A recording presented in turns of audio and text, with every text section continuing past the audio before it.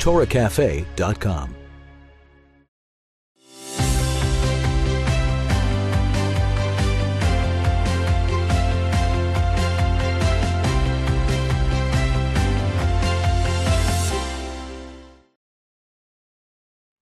Today I want to show you what a sovereign state of Israel can do.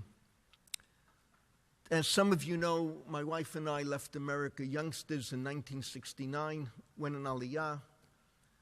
The boat sailed for those years. You came in Aliyah by boat from the United States. No one welcomed us. No one was there at the port in Haifa. I think there was resentment. Olim, newcomers, it raises taxes. You have to absorb them. You have to get them involved with Israeli life. It takes investments, money. And thank God, looking back onto 48 years later, it's one of the smartest undertakings that any Jewish human being can do.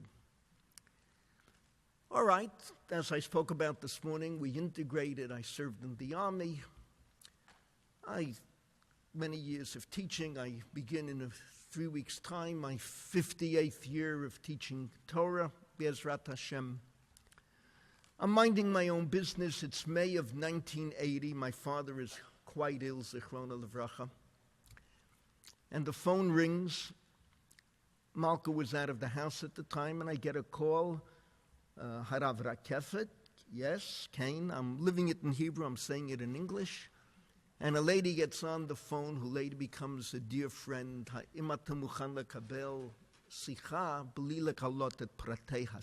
you willing to accept the call? But you cannot tell anyone about this call.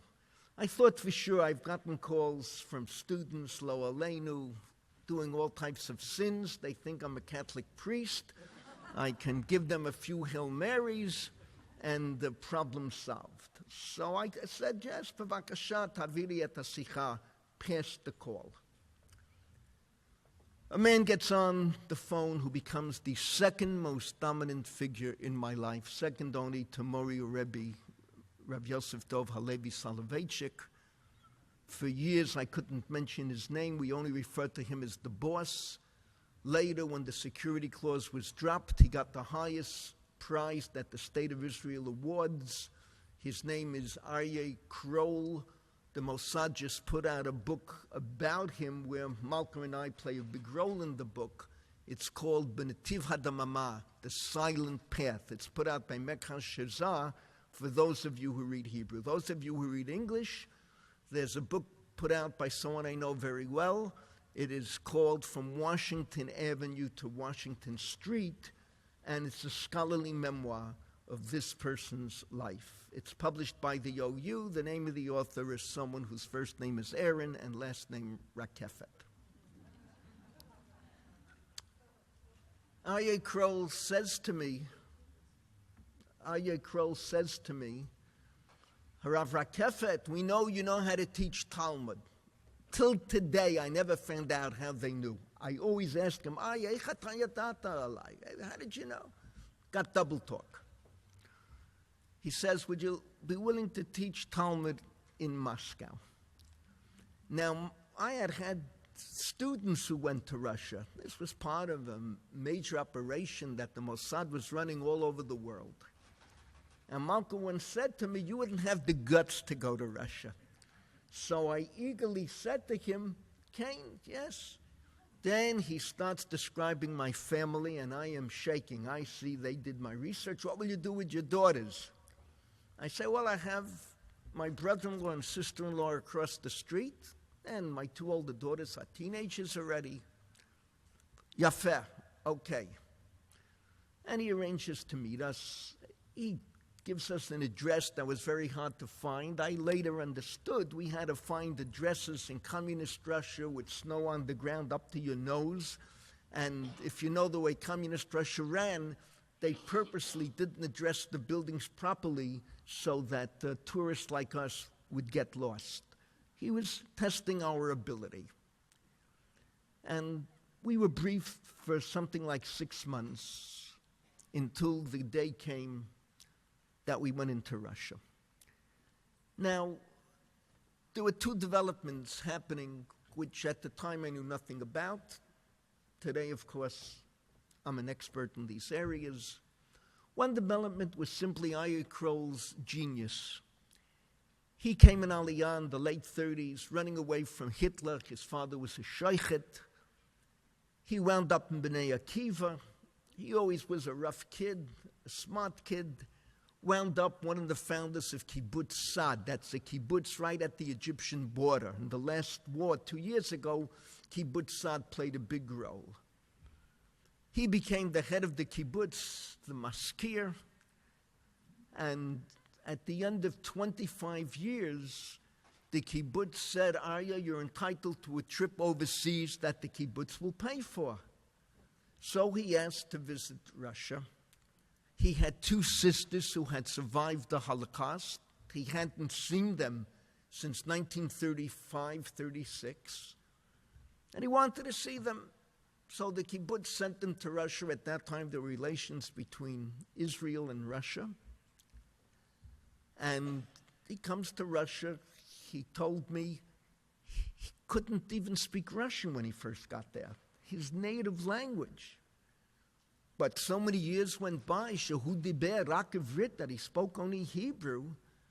But he said within a day or two, he was back to his Russian. And he was overwhelmed by the Jews for so many years, since 1917. No rabbis, no yeshivat, no synagogues.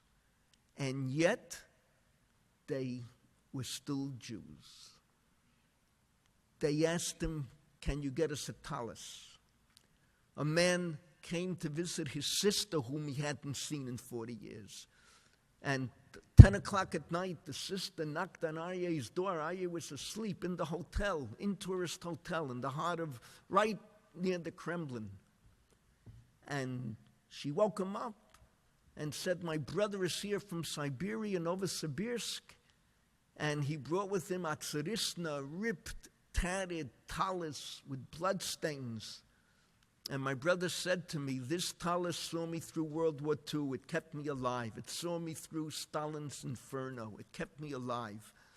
Could I only have a tallis from Israel that they can wrap around me when I die? And Aryeh gave his tallis. He was overwhelmed. And then 2 years later, a year and a half later, the Six-Day War broke out, and no Israeli could set foot in communist Russia. But Aryeh Kroll, being a kibbutznik, a Bnei Akivanik, it hit him between the eyes.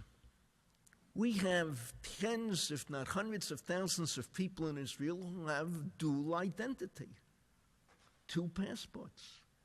When I get off the plane, the first thing I do in JFK is try to find out how the Yankees are doing. I grew up in the Bronx.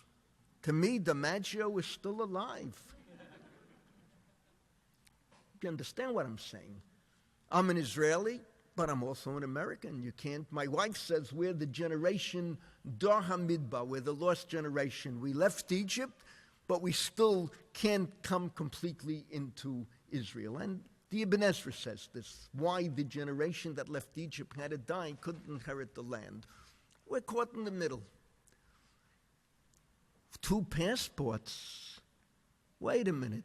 We can get people into Russia on their American passport, their Canadian passport, their English passport, their Australian passport. We have potential. And this was Aryeh Kroll's genius. The other incident that I referred to that was taking place in Russia.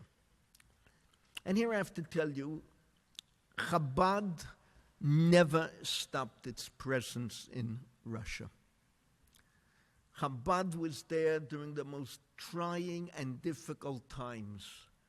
Chabadnikim were executed with no recourse to justice for teaching Torah. I've challenged Chabad. Someone in Australia said he's taking me up on it. Why isn't an encyclopedia put out of all the Chabadnikim who were executed or died in exile? And you have an example that they just spoke about. I heard it here at the conference. The Rebbe, the seventh Rebbe's father, Reb Levi Yitzchak, he died. We heard it last night, right? His Yortzeit is coming up very soon. He died in exile. You know what it means to be exiled? No food, no home, an entirely new culture, environment, and the communists who want your blood because you still believe in God. So there was an entire underground of Chabad which continued to function until today. Chabad owns Russia. Putin is a Chabadnik, and if I have time, I'll explain to you why, but it's not for now. I want to come back to the topic I'm speaking about. But Putin is a Chabadnik, and there are reasons why. But something else was happening in Russia. There were Jews who were totally assimilated. The Six-Day War came. Millions of Jews. Some of you know I wrote it in my 7th book, my scholarly memoir, in the new volume that just appeared. We just launched in New York. We had 5 different book launches. So in the introduction of my student who helped me put out this volume, he writes about something I've said in class, I said in the Army. Whenever I began a lecture, of course in the Army you begin a lecture. No, a soldier walks in with an American accent, everyone is ready to laugh. Who is he? What does he know? He didn't grow up here. Shomim et hamiftach Amerikai. We hear the American accent. So I'd always begin saying, I'm living it in Hebrew and trying to say it in English. My dear soldiers, my comrades, I didn't grow up here, but I have something to tell you. When I walk into the house after this lecture, I will kiss the mezuzah, my wife, and the television screen. Oh, when you start a lecture like that, 200 soldiers are leaning forward. No, ma'yesh lo mama, there's a mashu. This is something. What? Let's hear this dummy out. The mezuzah, you understand why you teach. Kiss. They tell us there's a God watching over us. Your wife, believe me today, with all the divorce we have and all the unhappiness, I hope we know how to work out happy marriages. I suffer because I can tell you endless stories about my students and what they go through with a first marriage, a divorce, a second marriage, a third marriage, children. Kiss your wife. The television screen? Thank God for television. It brought back 2 million Jews to their Jewish identity. And the story is very simple.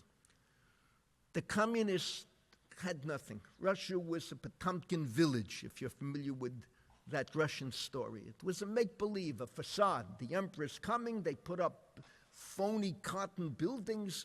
The emperor should see how beautiful the city is. When he was gone, the cottons were gone. In the Six-Day War, Israel used tanks that were made out of cottons to let the Arabs know we had 100 tanks when we only had 20. My grandsons tell me there's someone in the tank, or they say they still have make-believe tanks that look real from afar. But one thing the communist government did, any worker got a loan from the government for 100 ruble, paying back 1 ruble a year for 100 years with no interest, you have to have a television. Every house in Russia had a television. Why a television? The propaganda. Malk and I used to watch the television in Russia. The commentator had so many medals, it was a miracle he didn't fall into the microphone. He was totally weighed down. You see pictures of Russians marching in Israel on the anniversary of the defeat in World War II when they defeated the Nazis. You see how many medals they have. Kanai and Hara, they paid you with medals, not money. Propaganda.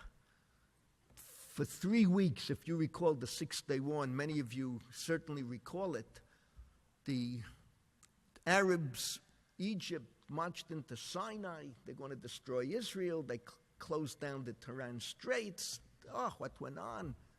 The UN licking their chops that shortly there won't be in Israel.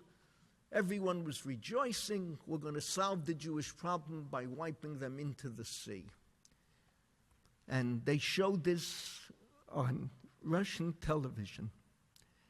And many Russians told me they saw the boys and girls in Jerusalem, yeshiva boys, Beis Yaakov girls. Jerusalem had a lot of Frum Jews, and the Frum Jews lived right near the Jordanian border. It was right beyond Geula, Beit Yisrael, Mea Sharim. You were 1 minute away from the border. And they were digging ditches so the Jordanian tanks couldn't advance. And these Jews said, when we saw those boys and girls, we saw our cousins. We didn't see strangers. They were our blood and flesh.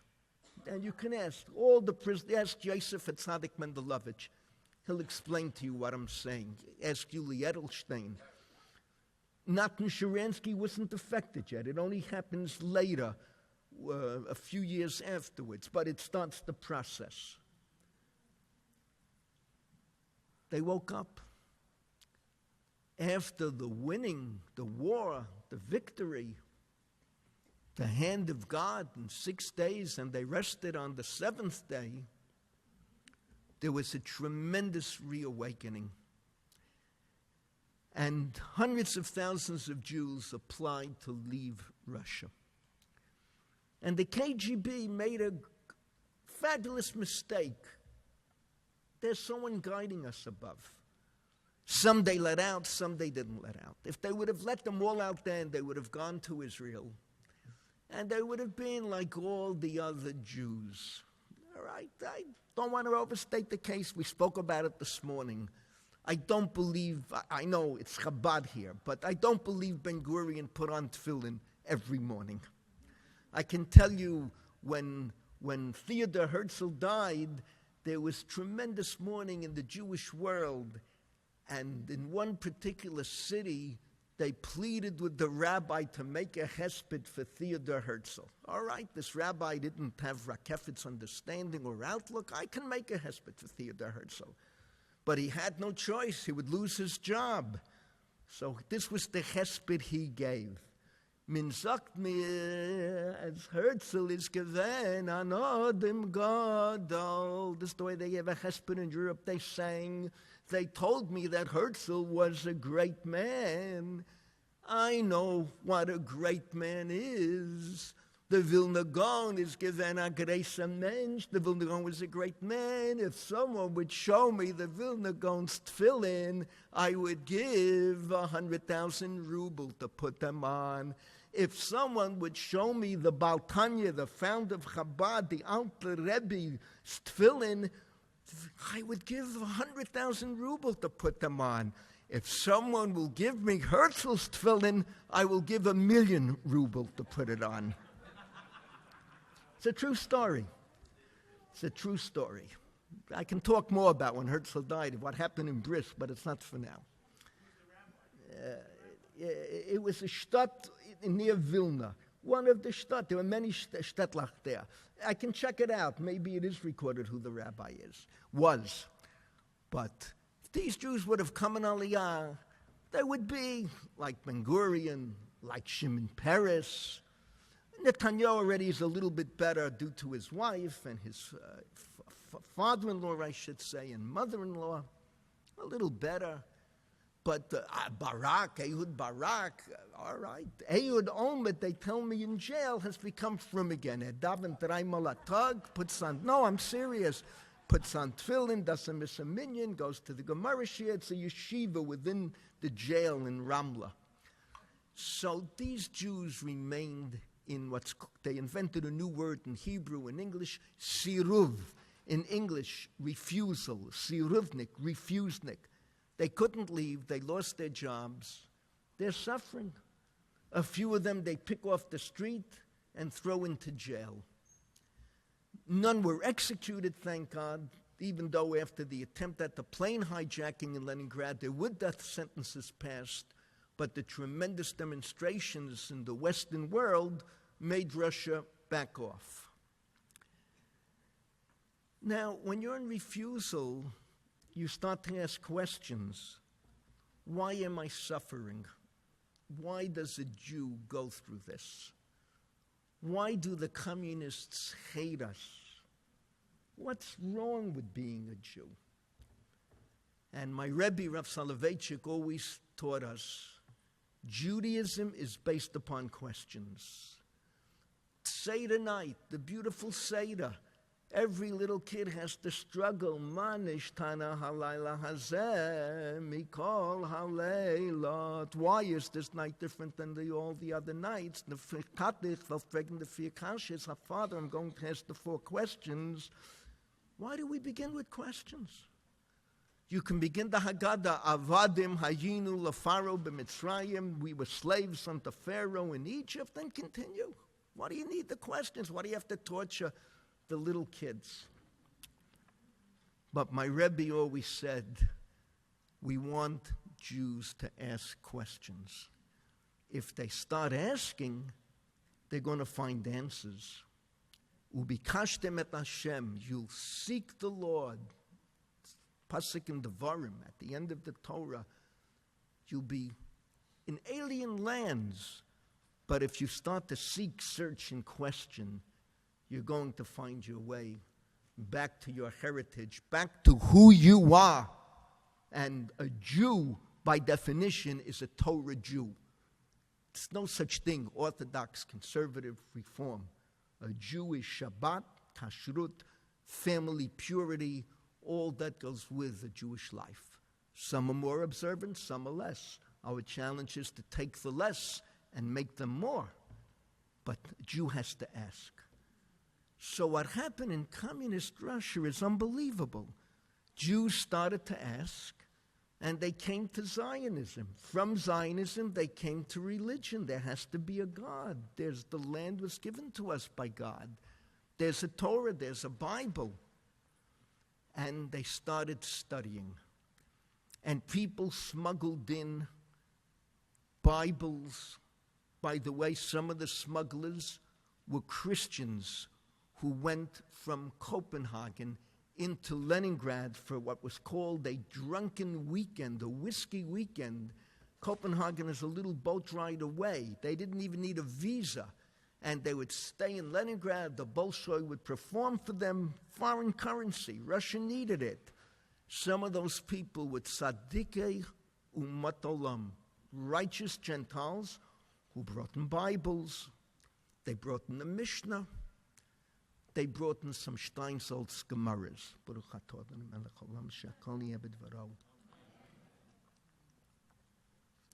But there's something very special about Gemara. You can learn Steinsaltz or Schottenstein or Sansino from today to tomorrow. Without a living Rebbe, you're not going to master Gemara. It needs a living interaction between Rebbe and student. This is the heart of our continuity, the heart of our people. Hasidus, without a Rebbe, where would Hasidim be? At that point, they were up to learning Gemara.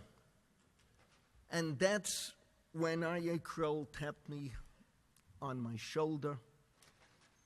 And Malka and I are prepared. We go. It was a frightening, unbelievable experience. You come in Thursday. We came in Thursday evening. We finally got to the hotel 2 o'clock in the morning. We were prepared for this, but still to go through it is very difficult. The KGB takes you apart. They know exactly who you are. I write about this. I explain it in my own book. It could be in the Mossad book. It's also explained why didn't they kick you out right away? Because the American State Department would follow how many Americans are expelled from Russia. The minute it hit 10, America expelled 20 Russians visiting America, and every Russian here was a potential spy on a very simple level. If we brought back a Sears Roebuck catalog, what they're making in Russia, what they're making in America, and we want to emulate in Russia, That itself was an achievement for them, and they were rewarded by the KGB with extra cans of salmon. So they didn't expel you, but they wanted your address book, and they would photocopy it. That way they would know who you're going to visit. They could keep track of which Russians were willing to leave and be traitors to the communist cause. In my case, they couldn't find the address book. It was in my coat. I had a very warm coat, and I had a glove on top of it. And they felt the glove and didn't realize the little address book was underneath the glove. So they separated me from Malka. They took me apart. Fortunately, I had a student, postgraduate Michlala, who never knew she was Jewish, Helena Fuchs. And Aryeh Kroll gave me permission to speak with her. And she taught me how to use the telephone. She taught me what the weather would be like. You know, you're going into Russia, the middle of the winter. And Helena, or Ilana as she becomes, said to me, take along pictures of your great-grandparents. Do you have pictures with Russian on the back? I said, yes, pictures that were from Minsk, were from Grodno, from that area, White Russia. And tell them you're looking for your roots. So finally I showed them, they're looking at the pictures and they see the Russian language, and they're English. These are not geniuses who work for the KGB. They can shoot a gun, but their English was poor. They understood. All right, they had no choice. They let us in. We reached the hotel. The next morning, it's now 9 o'clock in the morning in the height of winter. We have to find the shul because that's where I'm going to make my first contact. Mark and I walk out of the building, and did I have a culture shock? Everyone is wearing a shtreimel. Men, women. I thought I'm back in Geula. It's Shavuos time in Geula, Machon Gold. Then I realized this is where the shtreimel comes from. So I wrote that. You should know, in the first draft of my memoir, Washington, I wrote that. The copy editor, her husband wears a shtreimel. So she wrote me a long note with all types of Hasidic interpretations of why a shtreimel is so important. I said, you know what? Take the sentence out. I don't want to offend you. But a shtreimel, winter, okay. I understand it. We found the shul. Arkhipova Street, 8. It's about a 25-minute walk from where we were staying near the Kremlin Wall. It was a very, very moving moment. And this picture appears in Washington. I think it also appears in the Mossad book.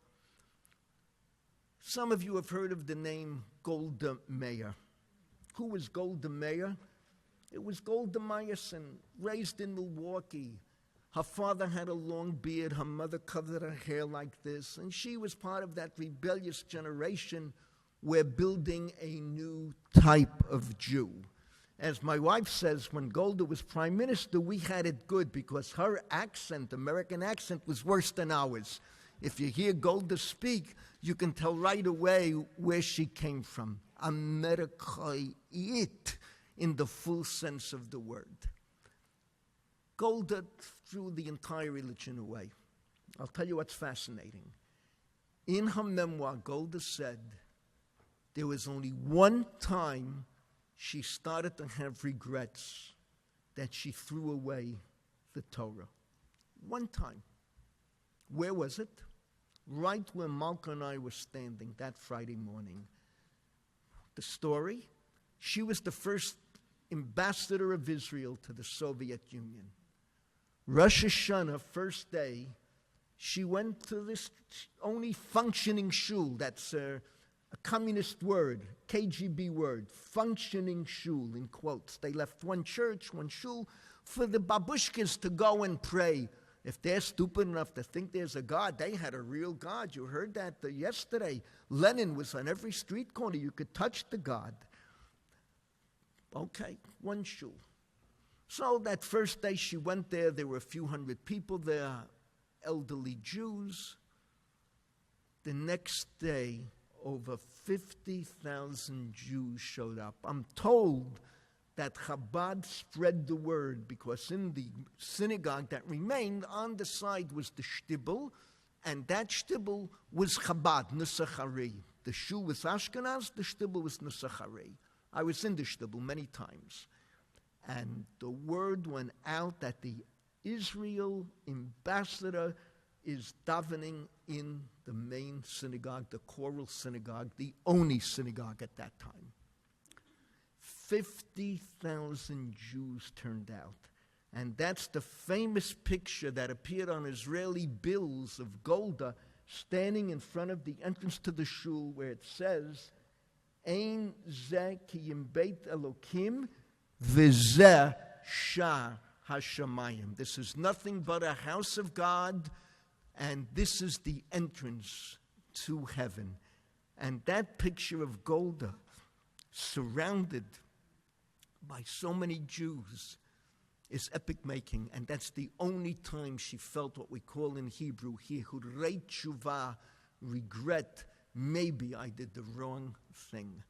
So you see, Stalin went crazy afterwards. Those of you who know the history of Russian Jewry, that the Jews still respond to Judaism, to Golda, that they're not Soviet citizens, that they haven't totally annihilated this Jewish feeling, and that's when he right afterwards followed the doctor's plot. All the doctors were in jail, the Jewish doctors.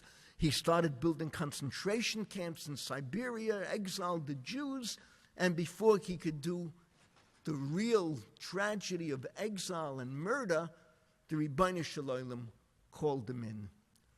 So this gives you some idea what the Israeli government could do.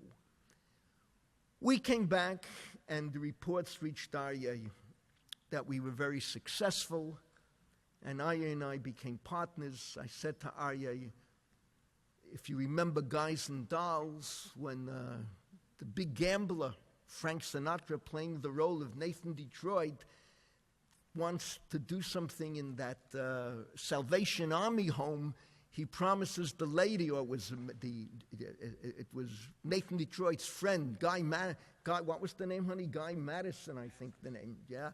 And he says, I'll provide you with the sinners, okay? So I said to Aryeh, I'll provide you with people to send to Russia. And Malka and I began a 10-year period where we lived a dual existence, outwardly a normal existence, and clandestinely working around the clock, getting candidates, briefing them, preparing them, keeping in touch. We did many, many other things that involved Russian Jewry. It was a very exhilarating and difficult period, but we were younger, and God was with us. We sent over 200 people to Russia, 100 couples, each couple the man capable of teaching Talmud. We looked for happily married couples because you cannot talk freely in Russia. The hotel rooms are bugged, and we can tell you many stories to prove it. One time a chaver of mine said, I got to get to shul. He comes downstairs, they tell him there's a taxi waiting to take you to the Achapovas synagogue. But you see, a happily married couple don't have to even talk. If your wife goes like this, you know you're in trouble, right or wrong. Doesn't take words. So Malka and I, I'll never forget, we came back 2 other times. The Mossad had to wait till they felt we could apply again, because we apply on the false pretense that we're living in America, that I'm a banker. So when we came back in 85, we couldn't use the phones. All the public phones were bugged already. So we took the map. We had to visit the leading Chabadnik in Leningrad, Isaac Kogan, Yitzchak Kogan, fabulous individual, Sophia, Zichrona Livracha, Tzaddikim, Yesodei Olam. And we planned, and he had moved. It wasn't where he lived before. And with the map, we planned it all, and we left as night was falling. Why? Because the KGB goes off duty when night is falling, and the new KGB comes on, but the Russia, minhalzich, no one is rushing. They're going to get paid whether or not they perform. So they went off duty at 4, and the newcomers came on at 6. They had to drink a little vodka first. So that's when we went to visit. It was unbelievable. Without saying a word, we got there literally with smiles on our faces. Now, getting people to go to Russia was not a simple as you think, because they had to go through a security check. And here we would have problems. For instance, I came up with an American rabbi, fabulous guy, but from Chicago, he's rejected. Why was he rejected? His son was a pilot in the Israeli Air Force. If your son has rank of that nature, you're a security risk. If the army if Aryeh Kroll would want to go after me today, I could not go to Russia. I would not pass the security check because one of my sons-in-law was a high-ranking officer in the army and still works for the Israeli government in the full sense of the word. You're a security check risk. I had one incident which is very funny. I get this graduate of RJJ, a real chevraman, a real bulvan. I don't know the English for bulvan, but you get the idea. A chevraman. No, is there English for chevraman? I don't know. It's not just a wise guy, but strong, could lift you up and throw you across the room. A real bulvan. And he was in chinuch, and he decided to make a living. He taught with me in Mechlala, and right after the Yom Kippur War, he says, the heck with it, they pay us pennies. Who needs this? And he became a builder. All right, he's successful. I figured this is great. So here I am. Once a week, I would meet with Aryeh Kroll in a secret office in Tel Aviv. It was harder to get into that office than get into the Central Army Command Post for one simple reason.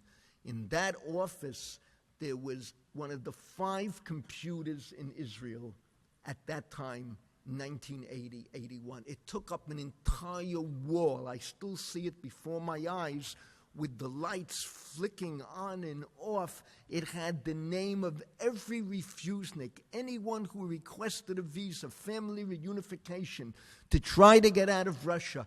Everything was in that computer. So Aryeh and I are sitting there. I walk in, and Aryeh Kroll barks at me. What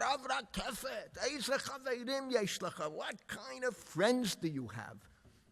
And he throws the report from the Shin Bet at me that this person I had suggested failed. Why did he fail?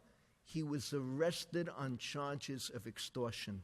In modern Hebrew, it's called tzchita be'iyumim. Extortion.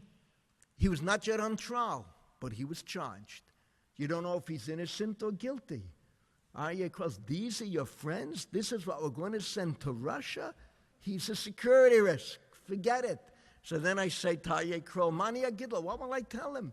Lo tabaya shelcha, that's your problem. So I say, Tareli shuvet hadok, show me the Shin Bet report. So you can't believe what I pulled off. I saw after the Yom Kippur Wars, I said this morning, they took everyone into the army. Every American standing upright under the age of 39 became a soldier. The lame, the crippled, everyone. Now, what do you do with them? I played a role in the army. I was a speaker. I was a lecturer. It's an important role. I was in battle in 82. I have a ribbon. We came right up to the front lines after the battles and gave lectures for the soldiers, for the chayalim. What do you do with all these Americans? So they, believe it or not, I'm telling you the truth. I don't tell fibs when I'm in Palm Springs on a Thursday, hours before Tu B'Av. So what do you do with them?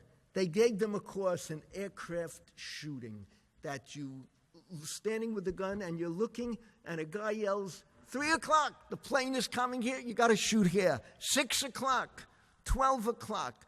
And then they put them on the tallest building in Jerusalem at that time. It was right above Geula, the building on Strauss that belonged to the Histadrut. Big building. And they would have every day 8 hours this group, 8 hours this. So he took that course. So I said to him, did you take a course? in the Army in anti-aircraft? He says, yeah, they're crazy. We're going to stand on the building with a gun and we're going to shoot down planes. I say, yeah, but that course is top secret. You can't go to communist Russia for 18 years after you take a course like that. So Baruch Hashem, I got away with it. But we did a lot more than just teach. And here I'll tell you something that I can't believe I'm speaking about in public, but there is no longer a security clause.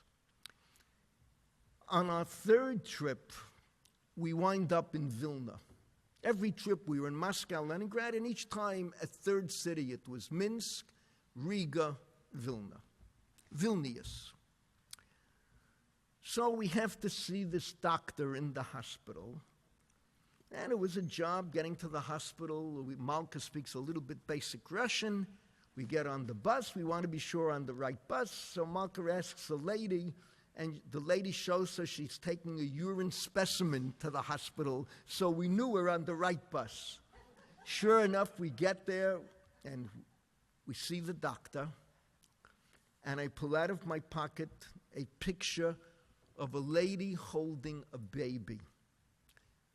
He starts to cry, takes me into a secret room, he's a famous doctor, and he gives me 100,000 ruble. Okay? Put the ruble into my carry case. That night I meet with the leading refuseniks who do all the underground Hebrew teaching and Talmud teaching, Bible teaching, Jewish history teaching, and I give out this one, whatever I was told to give, 20,000, this one 25,000, and I tell them this will cover your expenses for the next 6 months, and someone will come in 6 months' time and will ask you for an account of what you did with the money. What did they do with the money? You couldn't use Xerox machines. Every Xerox machine was government controlled. Every computer was government controlled. But photography, they could not control. They took pictures, set up the ability to develop and print in their own homes, dark rooms they were called. I remember as a kid, I had friends who did this. So they would photograph Exodus by Uris. That book, they made thousands of copies. Photography. A Steinsaltz Gemara, photography. A Hebrew Russian dictionary, photography. It was a lot of money, had to be invested, but it was put to good use. So what are you wondering? A picture of a woman holding a baby, and the person gives yours truly 100,000 ruble? Good question, right or wrong? So I'll explain to you what a sovereign government can do. This doctor from Vilna, his daughter had gone on Aliyah. All of you know that the biggest problem Aliyah is that in Israel you have to own your own apartment. If I have a watch here, but you're off. I have 13 minutes, not 10. If you own an apartment, you have it made. Every Israeli actually is a millionaire on paper, because it's the greatest investment you can make, as I spoke about this morning. The daughter had to buy an apartment. The Mossad gave her the money for the apartment. They then translated the amount that they paid for her to buy the apartment. She was a newlywed.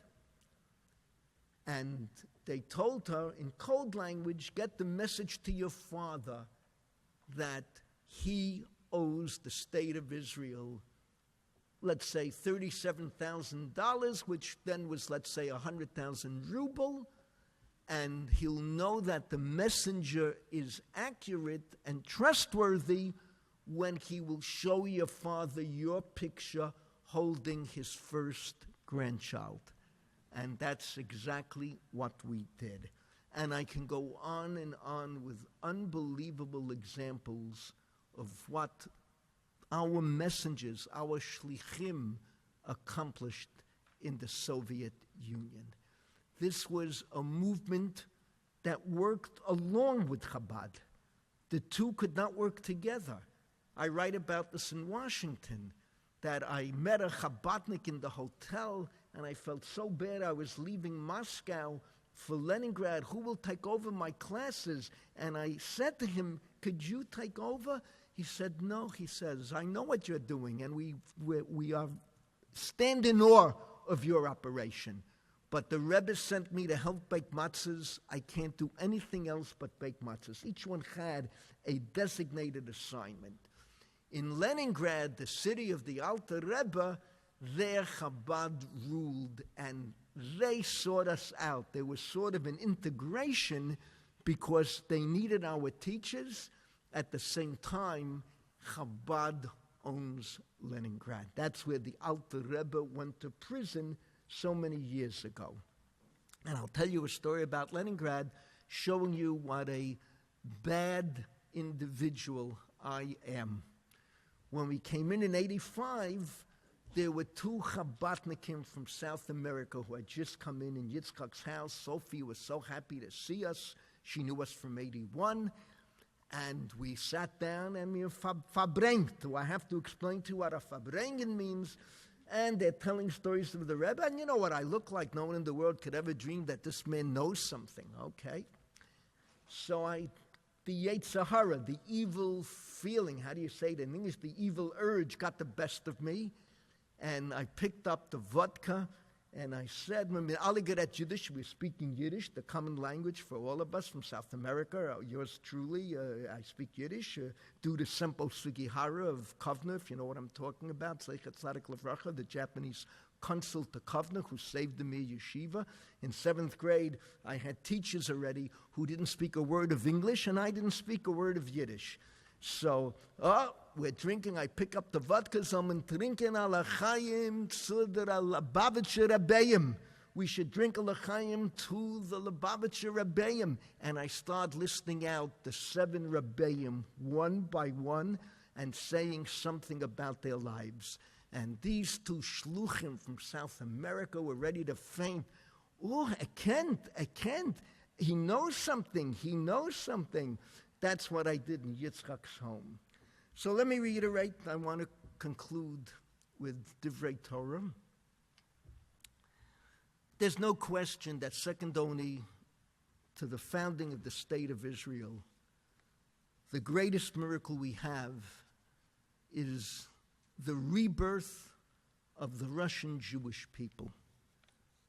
You're talking about millions and millions who returned to Jewish identity.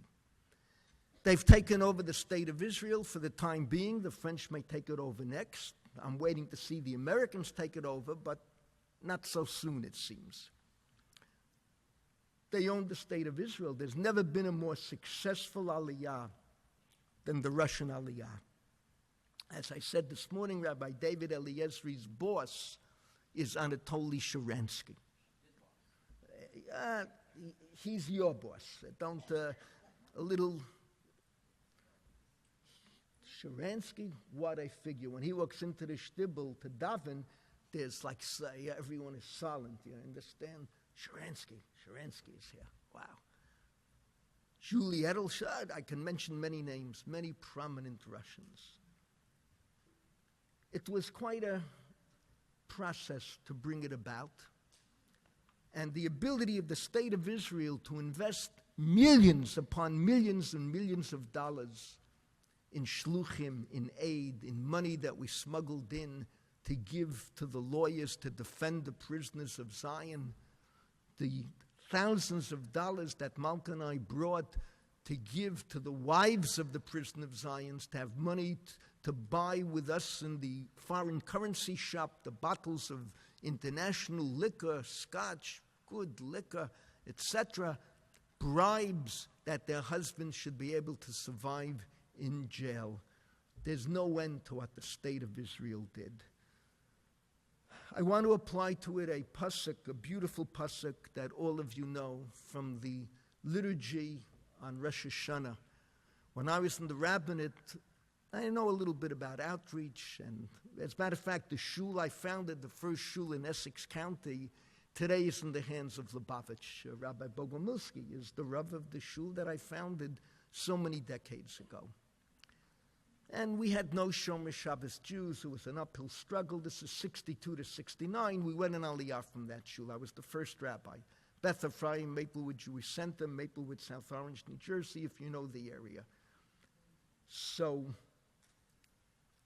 in that shul, in that area, you started to see what Yiddishkeit is about, and people would ask me, how can we learn about Judaism? And I used to tell them, take the Musaf davening of Rosh Hashanah, where you have 30 beautiful sentences describing God, the kingdom, describing memory of the Jewish people, and describing the meaning of shofar. And I said, if you take a Birnbaum Siddur, which was in the vogue at that time, and understand what you're davening, you know the history of the Jewish people. And there's one beautiful pasuk from Yeshayahu that's with the psukim about what the shofar means.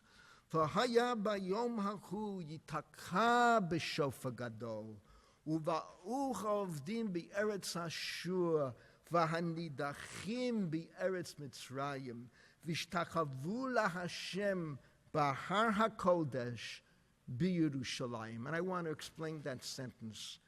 On that great day in the future, when the mighty shofar will be blown, the Jews that were lost in Eretz Ashur. And what does that mean, Jews that were lost? That's you. That's me. That's the Bronx in which I grew up. No one forced us to give up Judaism. No one forced us to throw it away. But we're living in Eretz Ashur. It means Syria, but Ashur in Hebrew means happiness. Osher. It's a beautiful country. Very little anti-Semitism. All doors are open. One presidential candidate has a son-in-law who claims he's Jewish. Got married on Shabbos with a talis, with a big Magen David. The other presidential candidate, Nebuch, cries in public that he can't reach his daughter on Shabbos because Ivanka doesn't answer the phone, and I can tell you that's an absolute fact. She is a Shomeret Shabbat. I have eyewitnesses who see her in shul. Oh, America.